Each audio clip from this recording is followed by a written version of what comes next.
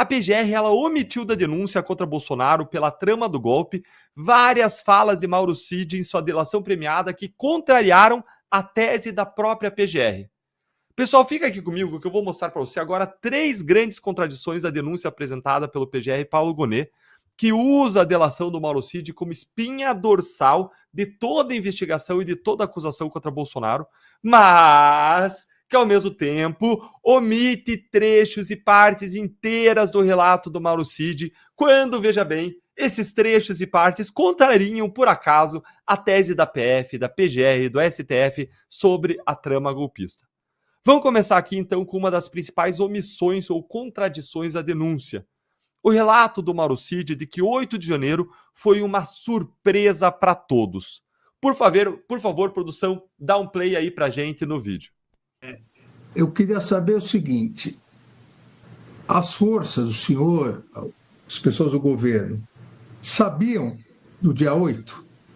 Eu não digo nem das consequências do dia 8, mas sabiam que algo ia acontecer no dia 8? Não, senhor ministro. O dia 8 foi uma surpresa para todo mundo. Os militares estavam de férias, né? Inclusive, tem uma mensagem minha trocada para minha esposa que está no inquérito, né? Que tá aquela confusão toda, né?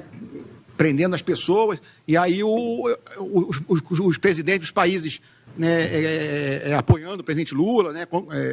Rechaçando o que aconteceu. E aí eu falo para ela: imagine se o presidente tivesse assinado alguma coisa, o caos que ia ser. Né? Então, ninguém nem sabia o que estava. O dia 8 foi uma surpresa para todo mundo. Os militares estavam todos de férias, eu já estava desligado, eu estava de férias na casa do meu irmão, né? E realmente foi uma surpresa muito grande.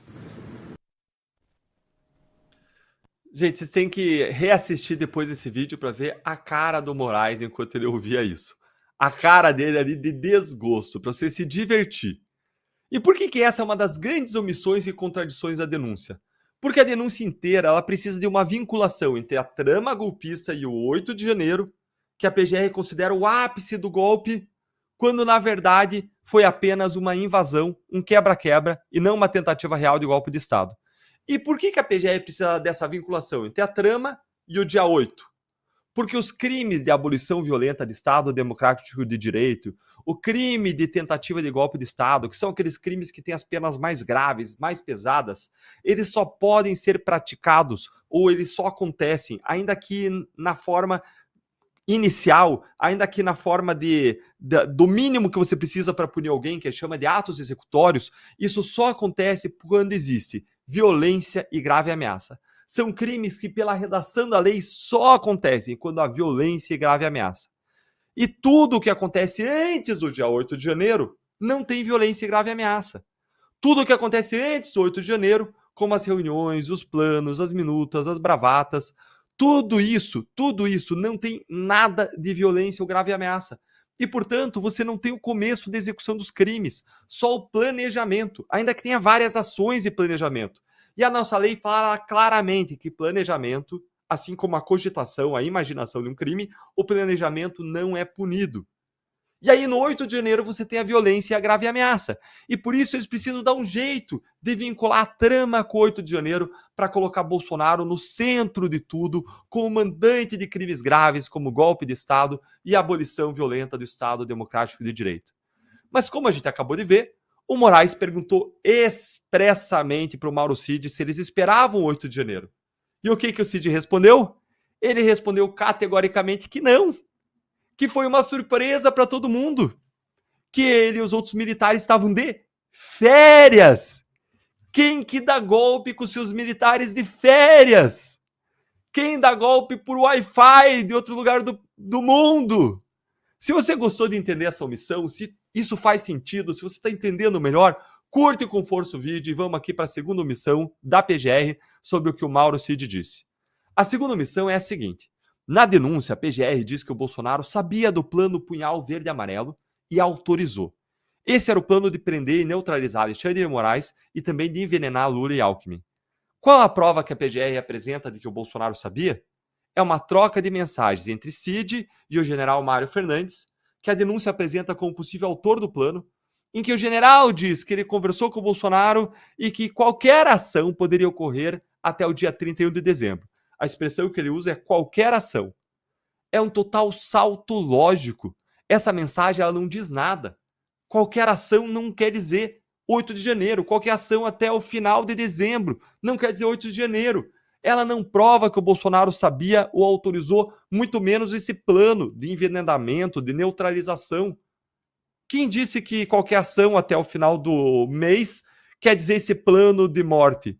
Mais do que isso, na delação de Cid, ele diz que não sabe se Bolsonaro sequer conhecia esse plano.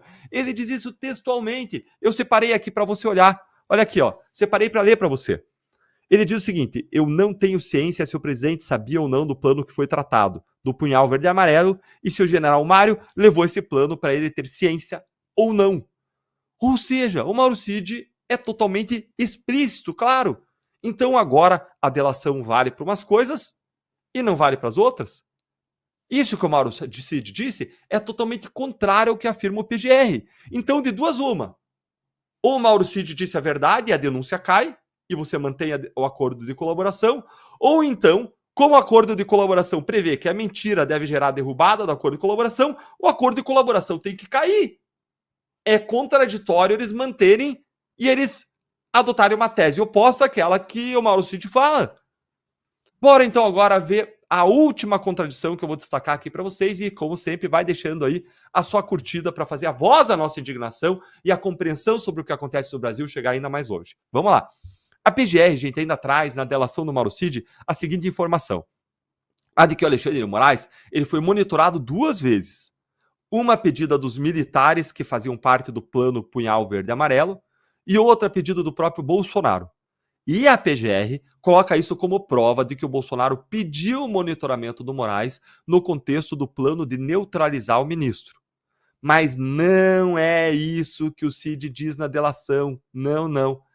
A denúncia omite que a razão pela qual o Bolsonaro havia pedido o monitoramento, segundo o Mauro Cid, seria porque o Bolsonaro teria ficado irritado com a informação que ele recebeu de que o vice dele, o general Mourão, estaria se encontrando com Moraes. E não por conta de um plano para neutralizar o ministro. Não foi por isso que ele pediu o monitoramento, e sim por uma irritação com o general Mourão estar encontrando o Alexandre de Moraes. E aí? Como pode a PGR simplesmente selecionar, copiar e colar o que ela quer da delação do Mauro Cid para encaixar nas teses da denúncia e ignorar o resto? O que você acha de todas essas omissões? Conta aí para mim nos comentários.